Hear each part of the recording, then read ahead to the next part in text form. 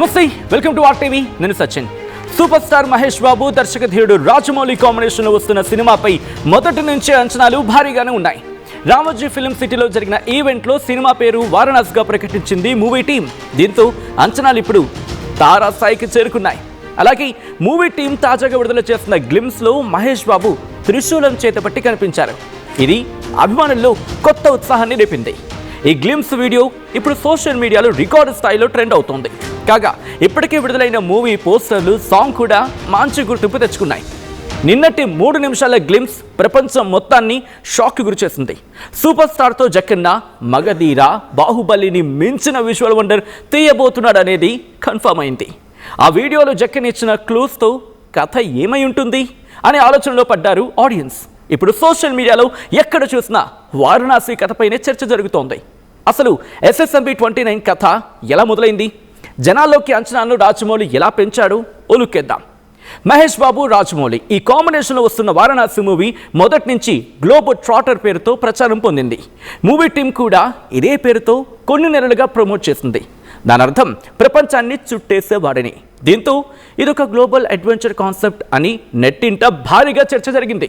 దీనిలో మహేష్ బాబు ప్రపంచాన్ని చుట్టే పాత్రలు కనిపించబోతున్నట్లు వార్తలు చక్కర్లు కొట్టాయి. ఇదిలా ఉంటే మొన్న ఆ మధ్య ఒక వీడియో లీక్ అయింది, మీకు గుర్తుందా? ఆ వీడియో అందరి ఆలోచనను తారుమారు చేసేసింది.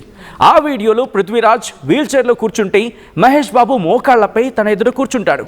ఈ వీడియోను మూవీ టీం అఫీషియల్గా విడుదల చేయకపోయినా మహేష్ బాబు, పృథ్వీరాజ్ ఉండడంతో వీడియో వైరల్ అయింది.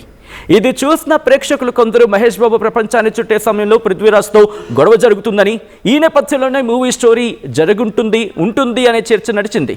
ఇంకొందరేమో పృథ్వీరాజ్ ఏదో జబ్బుతో బాధపడుతూ ఉంటాడని, అందుకోసమే తాను వీల్ చైర్లో ఉన్నాడని చెప్పుకొచ్చారు. ప్రపంచంలో ఎక్కడో ఉన్న అరుదైన వస్తువు తీసుకుని వస్తే తాను కోలుకోవడానికి వీలవుతుందని పృథ్వీరాజ్ తెలుసుకుంటాడని, ఇందుకు మహేష్ బాబుని హైర్ చేసుకుంటాడని, ఆ వస్తువు మహేష్ తీసుకొచ్చే టైంలో ఏం జరిగింది అనే దానిపై స్టోరీ ఉంటుంది అంటూ కూడా ఇంకొందరు మాట్లాడుకున్నారు. సో నిన్న రామోజీ ఫిల్మ్ సిటీలో జరిగిన ఈవెంట్లో రిలీజ్ అయిన వీడియోతో స్టోరీపై జనాలకు పెద్ద క్లారిటీ వచ్చేసింది. గ్లిమ్స్లో స్టోరీ వివిధ కళలు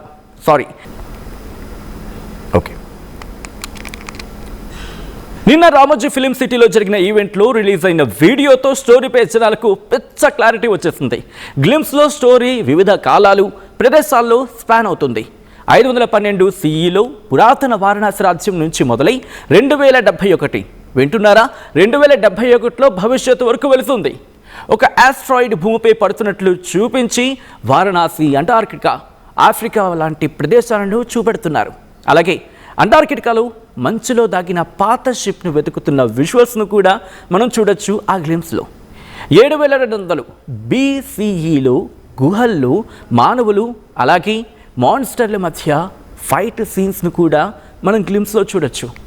దీంతో ఈ మూవీ స్టోరీ ఏంటి అనేది ప్రపంచవ్యాప్తంగా చర్చనాంశంగా మారింది. మూవీ పోస్టర్లు, గ్లిమ్స్ను చూసిన ప్రేక్షకులు ఇది ఓ టైం ట్రావెల్ మూవీ అని అభిప్రాయం వ్యక్తం చేస్తున్నారు. పురాతన ప్రపంచం, ఆధునిక యుగం మధ్య ప్రయాణించే టైం ట్రావెల్ అడ్వెంచర్ కాన్సెప్ట్ చుట్టూ కథ తిరుగుతూ ఉంటుందని అంటున్నారు. ఈ నేపథ్యంలో ఈవెంట్లో పాల్గొన్న సినీ రచయిత విజయేంద్ర ప్రసాద్ ఓ కీలక అప్డేట్ ఇచ్చారు. ఈ సినిమాలో 30 నిమిషాల యాక్షన్ ఎపిసోడ్ చూశాను. CG లేదు, BGM లేదు, కానీ మహేష్ స్క్రీన్ ప్రెసెన్స్ మంత్రంలా కట్టిపడేస్తుందన్నారు ఆయన. కొన్ని సినిమాలు మనుషులు చేస్తారు, కొన్ని దేవతలు చేయిస్తారు. రాజమౌళి తన హృదయంలో హనుమాన్ను ఉంచుకొని ఈ కథ రాశారు అని వ్యాఖ్యానించారు ఆయన. దాదాపు 1000 కోట్ల బడ్జెట్తో KL నారాయణ నిర్మిస్తున్న ఈ సినిమా కోసం ప్రపంచవ్యాప్తంగా భారీ అంచనాలు నెలకొన్నాయి. ఈ మూవీలో మైథాలజీ, అడ్వెంచర్, యాక్షన్ మిక్స్ అయి రామాయణం లాంటి ఎలిమెంట్స్ ఉండొచ్చన్న వార్తలు బలంగా వినిపిస్తున్నాయి.